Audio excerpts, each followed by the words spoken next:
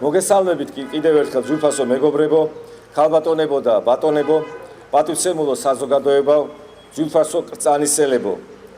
უღრმესი მადლობა მობრძანებისათვის. ვიცით რომ დღეს მძიმე დღე არის, სამუშაო დღეა, მაგრამ როდესაც ჩვენ თქვით რომ უნდა შევკრებილიყავით, ეს არის იმის დასტური და იმის განცდა და იმის გრძნობა, რომ აქ უნდა მოსულიყვნენ და მოვიდნენ და თქვენი სახით აქ არიან ის ადამიანები, რომელთან ერთადაც ჩვენ რამდენიმე ხანია უკვე ვიბრძვით პოლიტიკურად და შედარებით სერიოზული წარმატებების იმედი გვაქვს. ამავე დროს მინდა ვისარგებლო შემთხვევით და ყველას მოგილოცოთ უდიდესი ქრისტიანული დღესასწაული. ქრისტე აღსდგა ბატონებო. ჭეშმარიტად.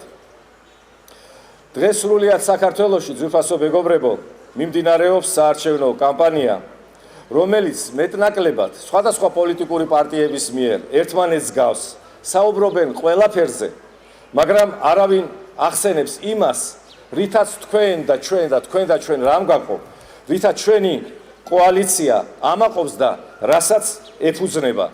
ეს არის ღირსება, ეს არის ღირსების გრძნობა და ღირსების გაცდა, რომელზედაც არის შეიძლება ითქვას დამყნობილი ჩვენი კოალიცია, ჩვენი ოპოზიციის ერთობა, რომლის დასახელებას თქვენ შემზე კარგად იცით, ეს არის ნინო ბურჯანაძე, ერთიანი ოპოზიცია. მე მახსენდება შუა საუკუნეების სარგებლობ ჩემი მეცნიერული ასე თქვა წარსული და მახსენდება შუა საუკუნეების ქართველი მებრძოლების ვაჟკაცების, გმირების დევიზი, რომელიც ყოველთვის იყო ბრძოლისა და წარმატების საწინდარი. თავი სახელმწიფოს, გული სამშობლოს, ღირსება არავის. აი სწორედ ამ ღირსებით ჩვენ მივიღებთ იმ ენერგიას, ძვირფასო მეგობრებო, რომლითაც მოვაწესრიგებთ იმას, რაც არ გააკეთა, უფრო სწორედ რაც დააშავა ნაციონალურმა მოძრაობამ და რაც არ გააკეთა უკვე საღათას ძილში წასულმა ქართულმა ოცნებამ. მე არ მინდა ბევრი დრო წაგართვათ თქვენ, ამიტომ გითხრათ რომ სულ მალე ჩვენ მოგვიწევს საარჩევნო ყუთებთან მისვლა. იქ უნდა ვიყოთ ყველანი ერთსულოვანი, იქ უნდა გქონდეს ერთი განცდა იმის რომ ჩვენ უნდა გავიმარჯვოთ, იმიტომ რომ ამის შესაძლებლობები ესე ხშირად არ გვეძლევა. ამიტომ მე მოგიწოდებთ ყველანი მივიდეთ არჩევნებზე ისე როგორც საჭიროა და შემოხაზოთ 3 ნომერი. ეს იქნება ჩვენთვის ის საკრაული ციფრი, რომლითაც ჩვენ უნდა დავიწყოთ აღმასვლა და გამარჯვება. ძალიან ბევრია სათქმელი, ძალიან ბევრი მინდა გითხრათ, მაგრამ დავზოგავ ჩვენ დროსაც და მინდა ვისარგებლო შემთხვევით და სიტყვა გადავცე ჩვენს კოლეგას, ჩვენს მეგობარს, ჩვენი კოალიციის ერთ-ერთ ლიდერს და უბრალოდ ძალიან ღირსეულ და კარგ პატიოსან ადამიანს და კარგ პოლიტიკოს ჩვენს გიორგი ახვლედიანს. მოგზავნე გიორგი.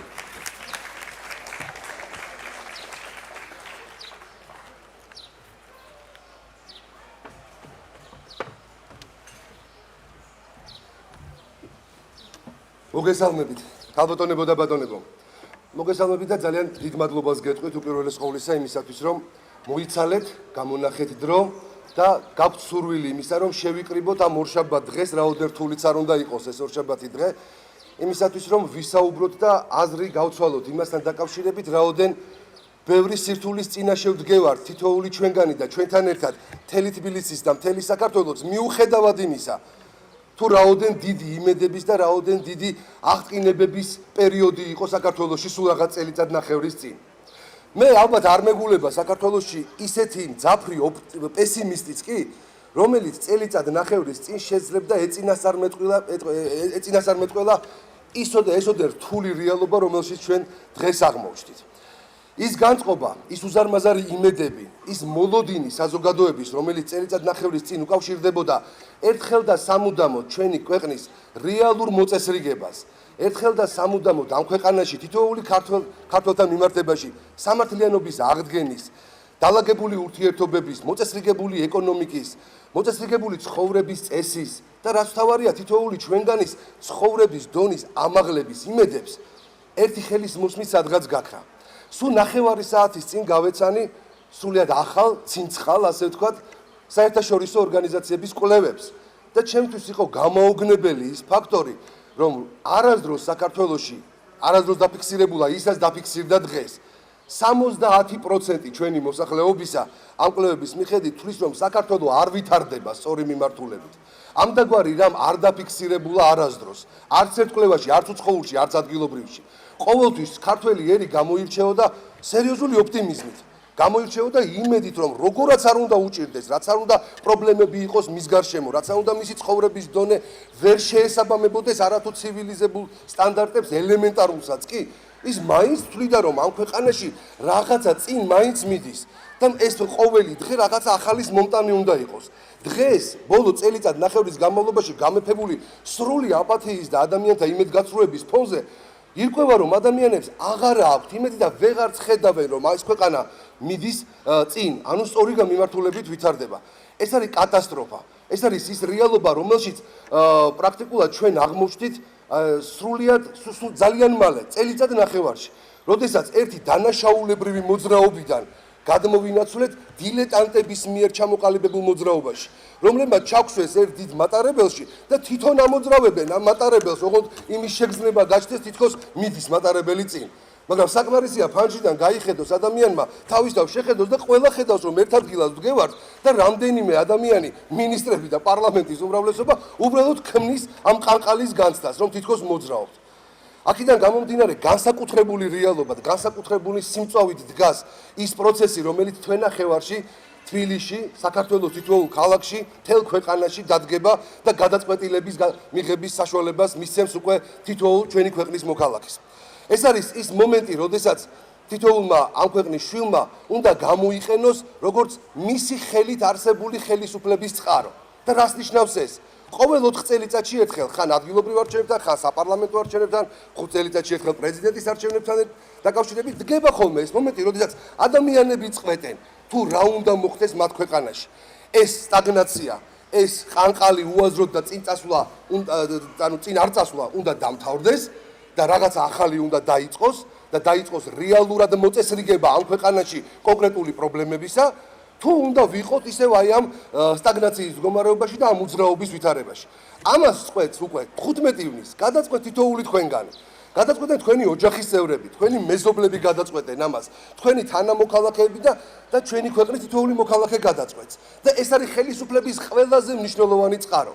ბევრმა შეიძლება თქვას, რომ ადგილობრივი არჩევნები არ არის ის ამ შემთხვევაში არჩევნები, რომელმაც შეიძლება ქვეყნის უმნიშვნელოვანესი სტრატეგიული საკითხების მოგვარებაზე გააკეთოს ორიენტირი. კი ბატონო, ეს კომუნალური არჩევნები არის, ადგილობრივი პრობლემატიკის არჩევნებია, მაგრამ ჩვენ ხო ყველა კარგად ვხედავთ, რა რეალობა გვაქვს დღეს ზოგადად, თუნდაც იგივე პარლამენტში. დღეს პარლამენტში არის პოლიტიკური ორგანიზაცია, რომელიც 45%-ით მოვიდა მართალია ოპოზიციაში, მაგრამ იმ კოჰაბიტაციის გადამკიდე, რომელიც წელიწად ნახევარი გრძელდება ჩვენს ქვეყანაში, პრაქტიკულად მართლ რეალობაში არსებობს ნაციონალურ მოძრაობა. ამ ადამიანებმა ხელისუფლებაში, პოლიტიკაში და ოპოზიციაში თავი დაიმკვიდრეს, თუნდაც ამ პარლამენტში ყველამ კარგად ვიცით რითი. დაშინებით, ციხეში ჩასმით, წამებით, ადამიანების მოსყიდვით, სამსახურებიდან გაგდებით, მთელი საარჩევნო პერიოდი კარგად გვახსოვს, ხო 2012 წლის. მაგრამ მოვიდნენ, მაინც მიუხედავად ამისა. და ყველას რომ იმედი ქონდა, რომ ეხლა შეიცვლებოდა რეალობა და ამას ჩვენ დიდხანს არ უყურებდით, ისევ ასეა. მაინც გვაყურებინებენ მათ პარპაშს, მათ ბოგის და 40%-იან, ასე ვთქვათ, სერიოზული სახეებით განცხადებების კეთებას, რომ ჩვენ ვართ თავარი ამ ქვეყანაში ხელისუფლების მერე. ჩვენ უნდა მოგვისმინოს ხელისუფლებამ. ჩვენ რასაც ვიტყვით, ის არის ოპოზიციური აზრი, ის არის განსხვავებული მოსაზრება. აი ეს ამბიცია ვერადავერ წაართვეს ამ ადამიანებს, ვერ ჩამოართვეს ამ ადამიანებს, რასაც ითხოვდა ხელისუფლებისგან ერი, თუნდაც იგივე 2012 წლის საპარლამენტო არჩევნებში და არჩევნების შემდეგ. დღეს არის რეალობა, როდესაც ადგილობრივი არჩევნები თითოეულმა თბილისელმა და თითოეულმა ქართველმა უნდა გაანალიზოს და შეაფასოს როგორც პირველი ტური საპარლამენტო არჩევნების. თუ ჩვენ შევძლებთ თქვენთან ერთად და მთელი ჩვენი მრავალეთნიკური ქართველი ერი შეძლებს იმას, რომ ერთხელ და სამუდამოდ თავისი ხელისუფლების წყაროს გამოყენებით, თავისი მინიჭებული ხელისუფლების წყაროს გამოყენებით დაასრულოს ნაციონალური მოძრაობა ამ ქვეყანაში, ქართულ ოცნებას რეალურად დაანახოს თავრობაში მყოფ ქართულ ოცნებას, რომ მათ პრაქტიკულად ვერაფერი ვერ შეძლეს წელიწად ნახევრის განმავლობაში ჩვენს ქვეყანაში, მაშინ ერთიანი ოპოზიცია ნინო ბურჟანაძის ხელმძღვანელობით მოიგებს ამ არჩევნებს და მეორე დღედან დაიწყება საქართველოში ვადამდელი საპარლამენტო არჩევნებისათვის მუშაობა და ეს იქნება რამდენიმე თვის პერსპექტივა მეგობრებო დამიჯერეთ სულ რაღაც რამდენიმე თვეში ჩვენ შევძლებთ ამის შემდეგ რომ საქართველოში დაინიშნოს ვადამდელი საპარლამენტო არჩევნები და ვადამდელ საპარლამენტო არჩევნების შემდეგ პარლამენტმა ასახოს ის განწყობა, რომელიც ნამდვილად არის ჩვენს ქვეყანაში. ნამდვილად ვინც ვის უჭერს მხარს, აი იმ ფორმატით იყვენ ადამიანები წარმოდგენილები საკანონმდებლო ორგანოში და იწერებოდეს ნორმალური კანონები და არა ის კანონები, რომლებიც ჩვენს ტრადიციულ ღირებულებებს ერთი ხელის მოსმით დაანგრევს, რომელიც დააკანონებს სოდვას, გარყვნილებას და სიბილწეს, რომელიც ამ შემთხვევაში ყველანაირად ხელშეუწყობს, რომ აბსოლუტური უმრავლესობა ჩვენი ქვეყნისა, რომელსაც უნდა რომ ქართული ცხოვრების წესი შეინარჩუნოს, მას გადაუსვამს ხაზს. გაამწარებს აღიზიანებს ყველანაირად ყველაზე მწვავე სენსიტიურ თემაზე დააჭერს ფერს და მე ეტყვიან რომ იცით რა თუ არ ვაფრიალებთ ფერად დროშებს ისი არც ევროპაში არ წავალთ და დააშინებს რაღაც აბსურდებით გახდით თვითონ ევროპულ გზასაც შექმნის ძალიან სერიოზულ პრობლემატურ სიტუაციაში ევროპულ გზასაც დააზიანებს ამითი და რეალურად ადამიანებს მხოლოდ და მხოლოდ გაამწარებს ჩვენ აღარ გვინდა გამწარებული ქვეყანა ჩვენ გვინდა მოწესრიგებული ქვეყანა ამიტომაც დროა მოვაწესრიგოთ ეს ქვეყანა და მოვაწესრიგებთ ჩვენ მარტო არა ყველანი ერთად აი ამ ხელისუფლების წყაროს გამოყენებით მადლობა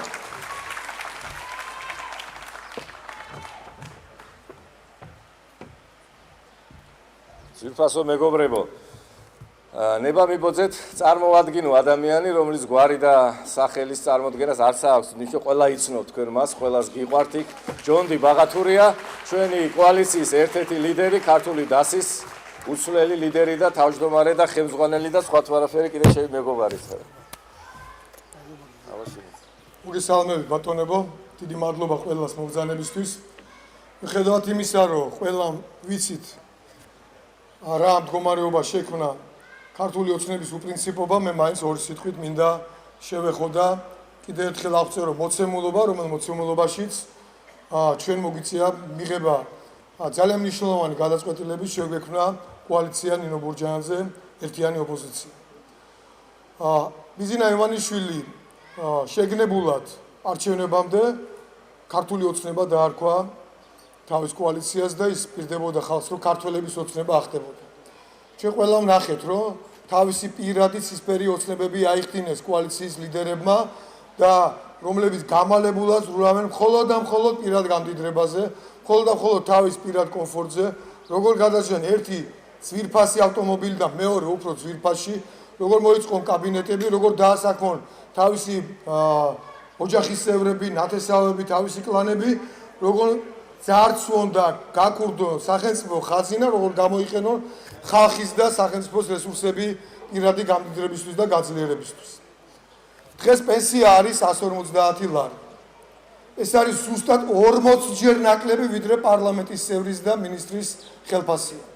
30-ჯერ ნაკლები იყო და ხო უნდა კონდეს კაცი ინდის, როცა პენსიონერზე 30-ჯერ მეტი ხელფასი გაქვს და პირველ გადაწყვეტილებას იღებ იმას, რომ ზრდის საკუთარ ხელფასს. პრემიების ჩათვლის გარეშე ვლაპარაკობ. პრემიებს თუ დავამატებ დაახლოებით 62-ჯერ, 63-ჯერ უფრო მეტი გამოდის მინიმალურ პენსიაზე მაღალი პარლამენტის წევრის და მინისტრის ხელფასი. ისე ეს პარლამენტის წევრები უმეტესად სწორედ პენსიონერებმა აირჩიეს. საარსებო მინიმუმი დღეს ყველა გათვლებით 200 ლარზე მაღალია და სოციალური დახმარება ჯამში ოჯახზე თუ შევკრებთ 54 ლარი, მე 28 ლარი და ასე შემდეგ გამოდის სადღაც სამსულიან ოჯახში 200 ლარამდე კლიენტ ვედაც არა და 200 ლარი ერთი ადამიანის საარსებო მინიმუმია. აგაც მინდა ვთქვა რომ საარსებო მინიმუმს რაცაც იმეტეს პარლამენტი და მთავრობა ხალხისთვის აღება ესე იგი არის 30-ჯერ ნაკლები ვიდრე არის ისევ პარლამენტის წევრის და მინისტრის ხელფასი. მე აღარ ვლაპარაკობ იმ სამარცხვინო ციფრებზე, რომელიც ამოვიღეთ სახელმწიფო ბიუჯეტიდან. და აღმოჩნდა, რომ სახელმწიფო ბიუჯეტიდან 3 მილიარდ 600 მილიონი ხმარდება ამ ხელისუფლების შენახვას. მე არ ვამბობ, რომ 3 მილიარდივე 3 მილიარდ 600 მილიონი ყველა არამიზნობრივი ხარჯია. მაგრამ მეოთხედით საკმარისი იყო ამ ხელისუფლების შესანახად.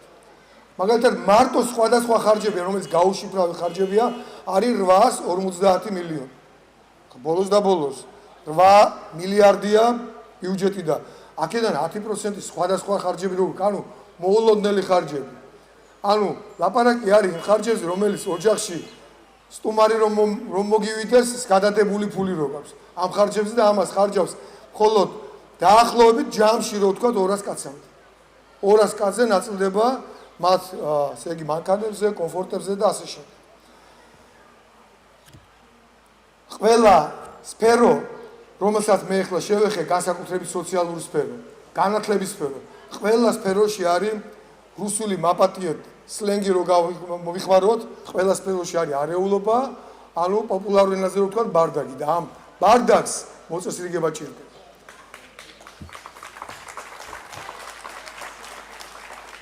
ჩვენ ხშირად გვისვამენ შეკითხვას, ჩვენ ვისთვის ვემზადებით. იქნებ საპატიო მეორე ადგილისთვის. ბატონებო, ჩვენ აქ გასართობა და მეორე ადგილზე საკინკლაოდ არ შევკრებილი ვართ. ჩვენ შევიკრიბეთ ყველა პარტია, ვისაც რაიმე გავლენა ქონდა პოლიტიკურ პროცესზე და საზოგადოებრივ აზრზე. შესაბამისად, ჩვენ შევიკრიბეთ იმისთვის, რომ გავიმარჯვოთ. ჩვენ ზუსტად ვიცით რა რესურსები გაგვაჩნია, რა მხარდაჭერის რესურსი გაგვაჩნია იმისთვის, რომ მივაღწიოთ წარმატებას. ჩვენი პროგრამა მინიმუმი არის დავაბალანსოთ ამ ეტაპზე ქართული ოცნება, მოვუგოთ მას დიდი ქალაქები და პირველ რიგში ჩვენ უნდა მოვიგოთ თბილისის არჩევნები, საკრებულოს და მერის არჩევნები. ჩვენ უნდა მოვიგოთ რამდენიმე დიდი ქალაქი და უნდა გავისტუმროთ პოლიტიკური ასპარეზი და მთლიანად ნაციონალური მოძრაობა. ასე რომ ჩვენ მოვდივართ და შევიკრიბეთ იმისთვის, რომ მოვაწესრიგოთ ქვეყანა, შევიკრიბეთ იმისთვის, რომ მოვაწესრიგოთ ქალაქი. თბილისის მერობის კანდიდატი, ჩვენი მეგობარი, თანამებრძოლი დიმიტრი ლორთქიფანიძე.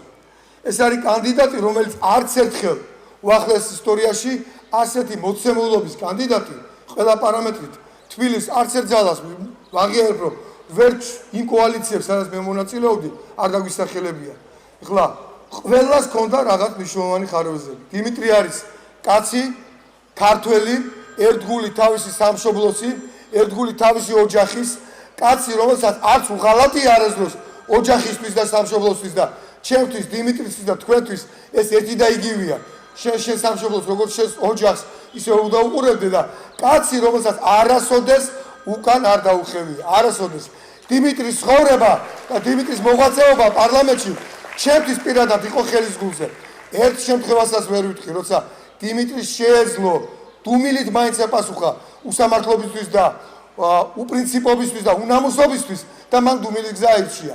არც ერთხელ არ დადუმდა, ყოველთვის ხმა მოიღო, ყოველთვის იბრძოლა, ყოველთვის იშრომა იმისთვის, რომ სამართალს თავისი გზა და კვალი გაეკვია.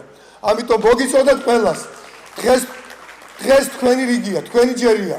დღეს თქვენ გაქვთ კარგი არჩევანი, რომელიც ჩვენ შემოგთავაზეთ დიმიტრის სახით. დღეს თქვენ გაქვთ კარგი არჩევანი, წანიცელებს, იმიტომ რომ ჩვენ კარგი მაჟორიტარი შემოგთავაზეთ.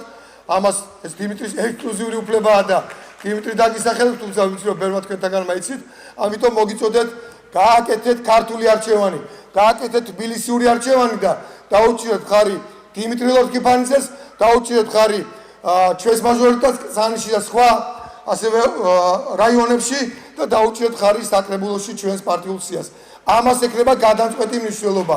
იცოდეთ ყველა სამიანი, რაც უფრო მეტი სამიანი შემოიხაზება, ამით უფრო მეტი ძალა და უნარი გვექნება ჩვენ გადაწყვეტოთ თქვენი პრობლემები. მადლობთ.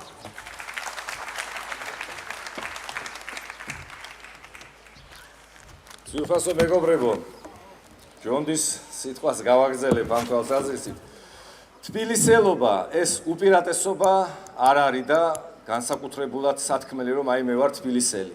ეს არის ვალდებულება, ეს არის პასუხისმგებლობა, ეს არის ღირსების განცდა, რომელზეც ჩვენ საუბრობდით. აი ამ კონტექსტში, აი ამ ქვეტექსტებით თუ გინდათ, როდესაც ჩვენ ფიქრობდით, ვინ უნდა ყოფილიყო ღირსეულთა შორის ღირსეული კანდიდატი, აი ამიტომ იქნა არჩეული ის კაცი, რომელიც დღეს თქვენს წინაშე წარსდგება.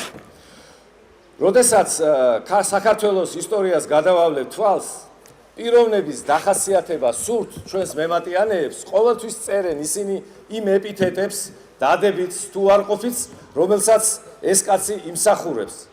ამდენად მე არ მახსენდება და ვერ გავიხსენებ და ვერც თითოეული თქვენთაგანი ვერ გაიხსენებს ისეთ რომელიმეს დადებით კონტექსტში ამ ჩვენს ღირსეულ ადამიანს და მამულიშვილს რო არ მიესადაგებოდეს სიკეთე თუ სათნოება, სიმშვიდე თუ კაცთმოყარეობა, მეგობრობა, წმენა, გამტანობა, პროფესიონალიზმი, ოჯახიშვილობა, რა არის სხვა იმ სიკეთეთა შორის უფრო მეტი ჩამონათვალი, ვიდრე არ ეკუთვნის ეს ჩვენს კანდიდატს ბატონ დიმიტრი ლორთქიფანიძეს.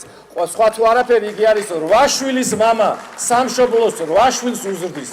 ამიტომ მივესალმოთ მას და კიდევ ერთი თქვენ გახსოვთ თბილისის ხელმძღვანელობა და მისი ჩემი დიმიტრის წინამორბედები. იმიტომ ვამბობ რომ უკვე აწყოში ვამბობ მე ბატონი დიმიტრის, ჩემი დიმიტრის, ჩვენი დიმას მერობას.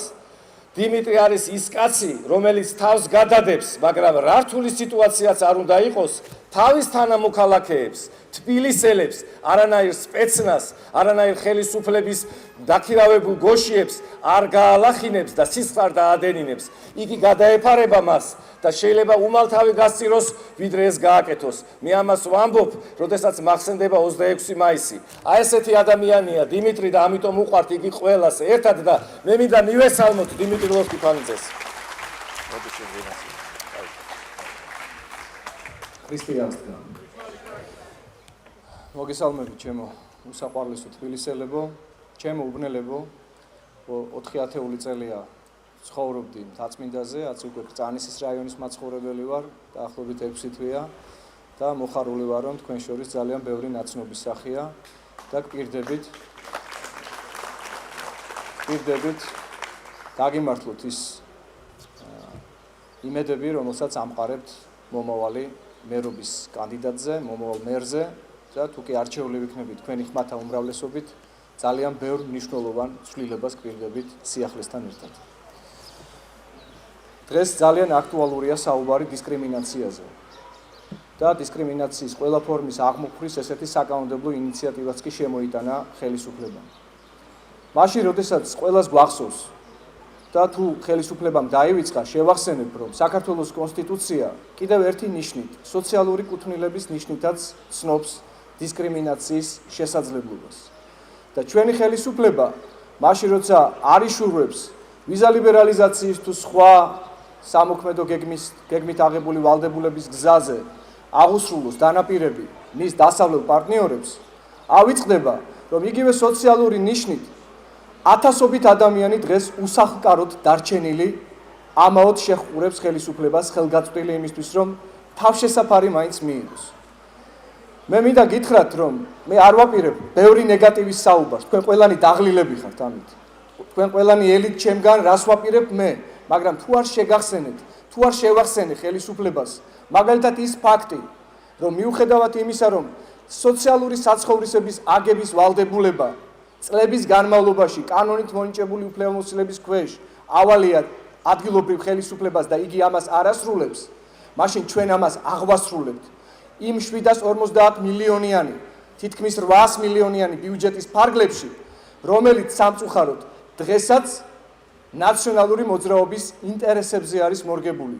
ჯერაც კიდევ კუდის ბოლო მოქნევამდე ეს პოლიტიკური სინდიკატი, დამნაშავეთა სინდიკატი ცდილობს, რომ საკუთარი პოლიტიკური მიზნებისთვის გამოიყენოს ეს ბიუჯეტი და 64%-ით გაზარდა 2014 წლის ბიუჯეტი სახელმწიფო დაფინანსების თვალსაზრისით მან.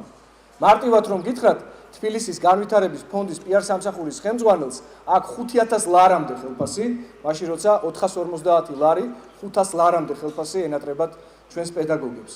აი ესეთი მარტივი დისკრიმინაციული საკითხი, რომელიც კიდევ ერთხელ ვიმეორებ, უამრავ სოციალურ ფენებს ეკუთვნით და ეხებათ და მათ შორის უბინაოდ დარჩენილები არიან პირველ ადგილზე და დღეს, როდესაც აი აქ ვდგევარ, ჩვენი ძველი თბილისის ისტორიული ქსოვილის, ურბანული ისტორიული ქსოვილის ქარგაში არ შემიძლია კიდევ ერთი ციფრი არ გავიხსენო. 9 წლის მანძილზე აი ამ უბანს, აი ამ რაიონს, რომელიც სოლოლაკით, ხარფუხით, კალათი და ორთაჭალის ნაწილით გვირგვინდება, დახარჯულია 650 მილიონი ლარი. შექმნილი სხვადასხვა ფონდების საშუალებით შეწოვილი ეს თანხები ისევ და ისევ ხმარდებოდა ნაციონალური მოძრაობისა და მათი პოლიტიკური ლიდერების კეთილდღეობას. ჩვენ აქ კარდაკარ დავდიოდით. ფეხდაფეხ მოვიარეთ დადიანის ქუჩა, ლერმონტოვის ქუჩა, ასათიანის ყოფილი ენგელსის ქუჩა და ძალიან კარგად ხედავთ ხალხო, ეს არის ისტორიული მემკვიდრეობის ნამდვილი საუნჯე, აი მსოფლიო ისტორიული მემკვიდრეობის, სადაც ეხა ჩვენ ვდგევართ. ჯვარისმამა ეფუძნება მე-5 საუკუნის ძეგლის ნაშთს.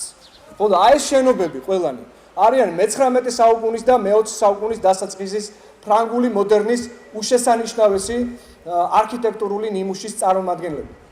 და ეს ძეგლები და ამ ძეგლების უკან მდგომი ინვესტორები და ინვესტორების უკან მდგომი ნაციონალური მოძრაობის ლიდერთა ოჯახის წევრები მხოლოდ ფორმალური მიზნით დაეპატრონენ ამას.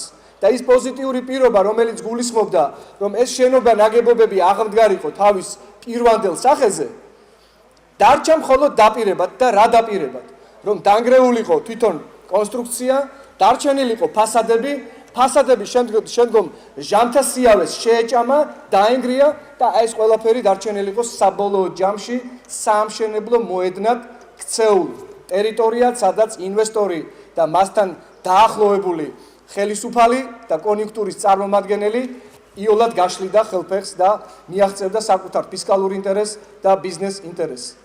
წინააღმდეგ შემთხვევაში როგორ შეიძლება გჯეროდეს, რომ 600 მილიონიანი რაღაცა მეგა კონცეფცია, რომელიც პროექტთანაც არ არის კავშირში, იმიტომ რომ მისი პროექტი არ არსებობს, არის თავს მოხვეული იდეა, მაშინ როდესაც კიდევ ერთხელ ვიმეორებ, ათასობით ადამიანი არის უბინაოდ დარჩენილი. 74,000 ოჯახი ელოდება გამოსახლებას. 122,000 მიმდინარე იპოთეკა არის დღესდღეობით ასე ვთქვათ მსვლელობაში და მიუხედავად იმისა, რომ ევროპის სოციალური ქარტია ავალდებულებს საქართველოს სახელმწიფოს ხელისუფლებას იზრუნოს ამ ადამიანების მომავალზე, შეიმუშაოს სპეციალური გეგმა, რომლითაც ეს ადამიანები აღარ იქნებიან განწირულნი, არაფერი არამც თუ არ კეთდება, პირიქით ყველა ღონისძიება, ყველა მიმართულება განხორციელებულია იქითკენ, რომ ამ ქვეყნის მკვიდრი მოსახლეობის განდევნისა და გაღატაკების პროგრამა, რომელიც დაწყებული არის სოციალური და დემოკრატიული ეგრეთ წოდებული ლაბორატორიის ფარგლებში მიხეილ სააკაშვილის მიერ მიყვანილი იქნეს ბოლო წერტილამდე. ჩვენ არ გვეშლება, ჩვენ ამას დიდი ხანია ვეჭვობდით, მაგრამ დღეს დარწმუნებით შემილია გითხრათ. ახალი ხელისუფლება, ისევე როგორც ძველი ხელისუფლება, არის ერთი პოლიტიკური სისტემის წარმომადგენელი. და დღეს ჩემო ძვირფასო თბილისელებო, დღეს ჩემო ძვირფასო წანისელებო და მთაწმინდებო, თქვენი არჩევანი ნამდვილად არის შანსი თითოეული ჩვენგანისთვის, რომ ეს მოჯადოებული, მონოპოლიზირებული პოლიტიკური სივრცე გავანგრიოთ, დავარღვიოთ და შემოვიდეთ ერთიანი ოპოზიციის ფარგლებში საყოველთაო სახალხო მმართველობით, ჯერ პირველ რიგში თვითმმართველობის დონეზე. ეს არის ძალიან მნიშვნელოვანი, რათა შვება მოუგვაროთ ყველა სოციალურ ჯგუფს. პირველ რიგში მინდა გითხრათ, რომ მთელი ამ 6 წლის განმავლობაში ჩემი სამოქმედო სფერო იყო უფლებადაცვითი საქმიანობის სფერო. დღეს როგორც არასდროს მე შემიძლია თამამად გითხრათ, თუ არჩეული ვიქნები თბილისის მერობის კანდიდატად, სოციალურ-ეკონომიკური და სამოქალაქო პოლიტიკური უფლებების რეალიზაცია იქნება ჩემთვის უმთავრესი პრიორიტეტი. ანუ ჩემთვის პრიორიტეტი იქნება ადამიანი, პრიორიტეტი იქნება ოჯახი როგორც ქვაკუთხედის სახელმწიფოს მშენებლობისა. თქვენთან ერთად ჩვენ და ჩემი პოლიტიკური თანამოაზრენი და ჩვენი პოლიტიკური გუნდი ნამდვილად შევძლებთ მოვაწესრიგოთ ქვეყანა, მოვაწესრიგოთ ჩვენი საყვარელი თბილისი, მოვაწესრიგოთ ჩვენი უსაყვარლესი კრწანისი და მე განსაკუთრებით უსვავ ამ რაიონს ხას. სწორედ ეს რაიონი იტევს იმ ისტორიულ ურბანულ ქარგას, რომლის მსგავსი დედამიწის ზურგზე არ არის ხალხო. ეს ხომ ვახტანგ გორგასლის მიერ ჩანაფიქრი, ის ჩანაფიქრია, რომელიც კვართის მცველი მცხეთის ბუფერულ ზონად, ანუ მის მცველ ქალაქად უნდა აშენებულიყო თავის დროზე. ესეც ხომ იერუსალიმის ანარეკლია, სადაც არის თაბორი, სადაც არის ქვემო, ზემო ბეთლემი, სადაც არის ჯვარისმამა, სადაც არის სიონი. როგორ შეიძლება აქ ხელის ჩარევა, ხელის ფათური? განამტკიცებულებად არ გამოდგება ის, რომ მთელი ამ წლების განმავლობაში ქვეყანას არ გააჩნია, ქალაქ თბილისს არ გააჩნია პირველ რიგში სტრატეგიული ურბანული განვითარების გენერალური გეგმა, როგორც გენერალური გეგმა განვითარების, ისე რეკონსტრუქციის. ის, რომ ისტორიული მემკვიდრეობის სტრატეგიული დოკუმენტი არ არსებობს, ისტორიული მემკვიდრეობის დაცვის სტრატეგიული დოკუმენტი არ არსებობს. ის, რომ ისტორიული მემკვიდრეობის შესახებ კანონი ავალდებულებს უკვე წლებია ჩვენ თვითმმართველ ხელისუფალს, რომ მიიღოს ეს დოკუმენტი, მაგრამ არ იღებენ რატომ? ერთის მხრივ არც ურბანული განვითარების დოკუმენტი არ აწყობთ და მეორეს მხრივ არც კულტურული მემკვიდრეობის დაცვის დოკუმენტი. რატომ? იმიტომ რომ ამ ორი დოკუმენტის, ამ ორი კონსტიტუციური მნიშვნელობის, ქალაქისთვის კონსტიტუციური მნიშვნელობის დოკუმენტის არსებობის შემთხვევაში ვეღარც მირზა შაფიდან გაასახლებდნენ ხალხს. ვეღარც გუდიაშვილის სკვერში შემოვიდოდნენ და ფათურს არ დაიწყებდნენ და მადლობა ჩემს მეგობარს ალიკო ელისაშვილს და თბილისის ამქარს და იმ არასამთავრობო ორგანიზაციებს, რომლებმაც თქვენთან ერთად კბილებით დაიცვეს აი შენობა ნაგებობები და ეს სკვერი და ეს კარმიდამი. აი ამაშია საქმე, ამაში გამოიხატება თვითნებობა. ეშმაკი სწორედ დეტალებშია და ეს დეტალები სამწუხაროდ საზოგადოების ფართო წრეებისთვის არის უცნობი. დღეს, როდესაც მერს გვიგზავნიან მინდობილობით, იმავე მინდობილობით, რა მინდობილობითაც პრეზიდენტი გვიძღვნეს, რომელზეც შემდეგ ხელი აიღეს და მიუშვეს ბედის ანაბარად, ჩვენ ექსპერიმენტების კეთების უფლება აღარ აგვაქვს. მე იცოდეთ და გჯეროდეთ, რომ ჩემთვის ეს არ არის ხალასი და ხალისიანი მოწოდება. ეს არის ჩემთვის ძალიან მძიმე ჯვარი ჩემს პოლიტიკურ თანამოაზრეებთან ერთად. და ღმერთი იმ შემთხვევაში შემაძლებინებს ამ ჯვრის ზიდვას, თუ კი თქვენი უმეტესობის მხარდაჭერა მექნა. და მე ამ დღეების მანძილზე გრძნობ და განვიცდი თქვენს მხარდაჭერას. ეს არის საოცარი განცდა.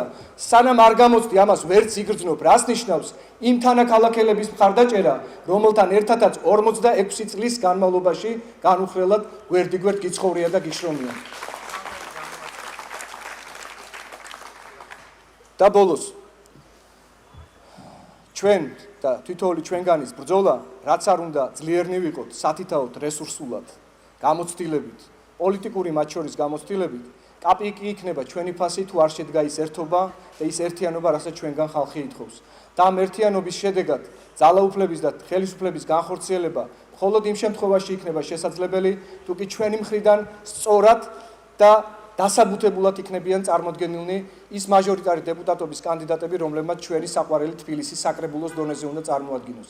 საკრებულო ეს არის წარმომადგენლობითი უფლებამოსილების განმახორციელებელი ორგანო, რომელშიც თითოეული ჩვენ მიერ წარმოდგენილი დეპუტატობის კანდიდატი თუ კი თქვენგან იქნება მხარდაჭერილი, ამ ხელისუფლებას განახორციელებს თქვენი სახელით და რაოდენ სასიხარულოა, როდესაც მე პატივი მაქვს დაგისახელოთ ჩემთვის ძალიან საყვარელი ადამიანი, პატივცემული ადამიანი, რომლის მოღვაწეობა საზოგადოებრივი და ამავე დროს პოლიტიკური იწყება ეროვნული მოძრაობის გარიჟრაჟიდან, ადამიანი, რომელიც არის პროფესიით ექიმი, რომელსაც გააჩნია სერიოზული გამოცდილება სამოქალაქო სექტორში მუშაობისა, ქალბატონი თამარ ქალდანი.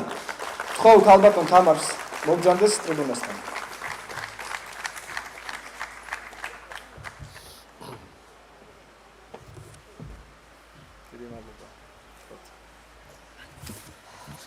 მოგესალმებით. პირველ რიგში დიდი მადლობა მინდა გადაგიხადოთ აქ მობრძანებისათვის. დიდი მადლობა ბურჯანაძე ერთიან ოპოზიციას ამხელანდობისათვის. მინდა მადლობა გადაუხადო ყველა გრწანისელს, ვინც აქ მობრძანდა. ჩვენ ბურჯანაძე ერთიანი ოპოზიცია. ვიბრძოლებთ გრწანისის რაიონის და მთელი ქვეყნის პრობლემებისათვის. გრწანისის რაიონში არის ძალიან ბევრი პრობლემა, გაუსაძლისი სოციალური მდგომარეობა. დანგრეულია ძველი თბილისი და დანგრეულია იერსახე ძველი თბილისის. არ არსებობს ინფრასტრუქტურა. ჩვენ ყველა ერთად გრწანისის რაიონის მაცხოვრებლები შევძლებთ და გავაკეთებთ. მოვაწესრიგებთ ჩვენს ქალაქს, ჩვენს უბნებს, ჩვენს რაიონს. მოვაწესრიგებთ ყოფით ცხოვრებას. მოვაწესრიგებთ იერსახეს ძველი უბნის. მივცემთ იმედს და მოუწესრიგებთ ტოლვილებს, ვეტერანებს თავიანთ გაუსაძლის პირობებს. მივხედავთ და მოუწესრიგებთ პრობლემებს უსინათლოთა კომპაქტურ დასახლებაში მაცხოვრებელ ხალხს. ჩვენ ყველა ერთად დროა ვიზრუნოთ ჩვენს ქალაქზე, მოვაწესრიგოთ, გვენდეთ და შემოვხაზოთ რიცხვი 3, რათა ყველამ ერთად მივხედოთ ჩვენს ქალაქს და ჩვენს უბნებს. ბატონებო, ასევე წარდგენა არ უნდა ჩვენ საყვარელ პოეტს და მწერალს, ბატონ ერეკლე საღლიანს, თხოვოთ სეფე სიტყვა.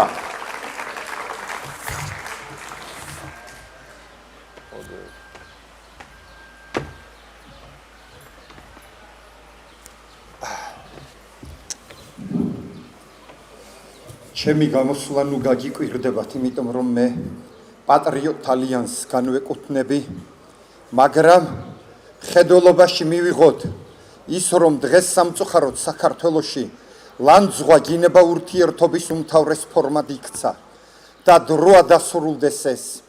გინდაც ის იყოს შენი პოლიტიკური მოწინააღმდეგე, ღირსება უნდა დაინახო მასში. ჩვენ წარვადგენთ აქ კრწანიში ჩვენ კანდიდატურას და თამამად შემიძლია გითხრათ, ისეთი კანდიდატურა წარმოადგინეთ აქ თქვენ, რომ ყველაზე მეტად გაგვიჭირდება თქვენთან ბრძოლა. თამარ ქალდანი და სხვათა შორის მივიჩნევთ, რომ აი ასეთ ღირსეულ ბრძოლაში დამარცხებაც და გამარჯვებაც ორივე ერთგვარად საპატიო გახლავთ.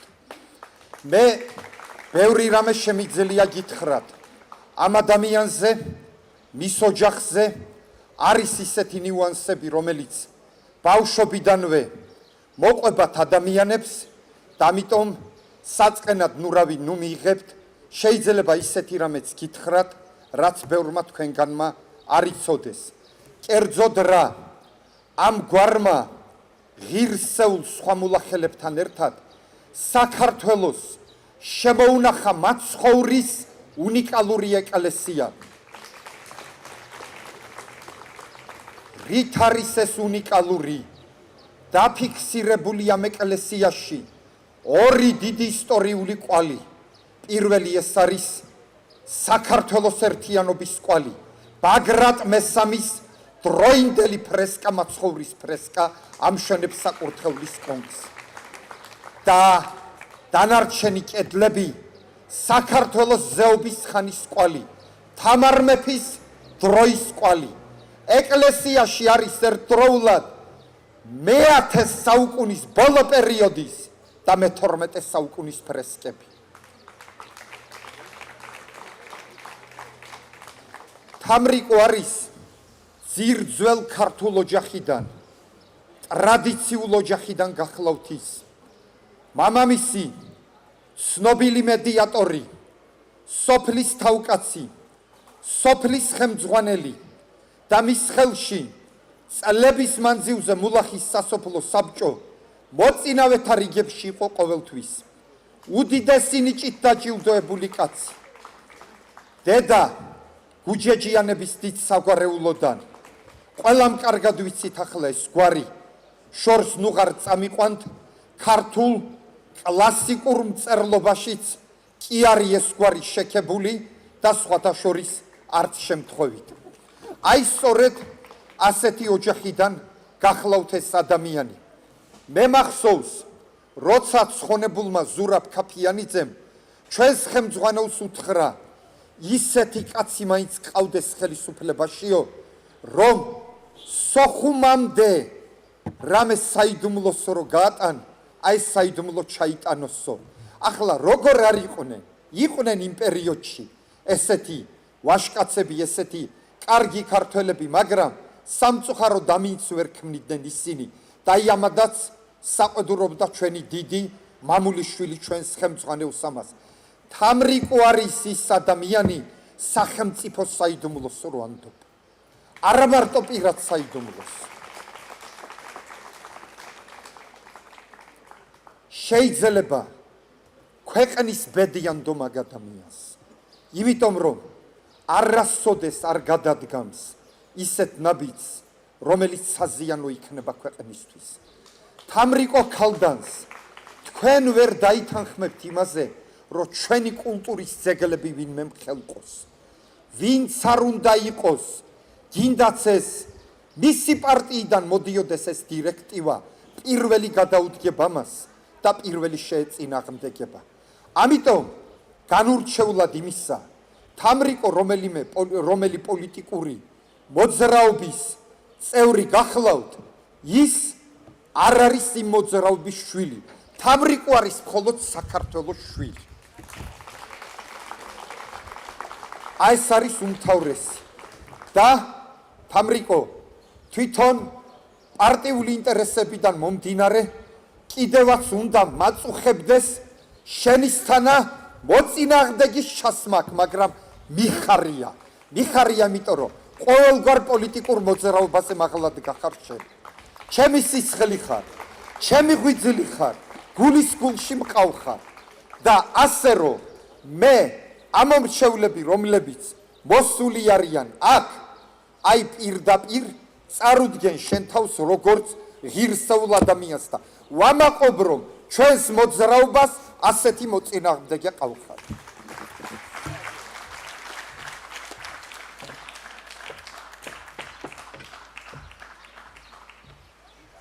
ამ დამოძღვრის მერე თამარ მხოლოდ გამარჯვება და გამარჯვება. დამბურძგლა. ძვირფასო მეგობრებო, მე ვფიქრობ, სათქმელი ითქვა მოკლედ, ლაკონურად, ტკბილად და საქმიანად.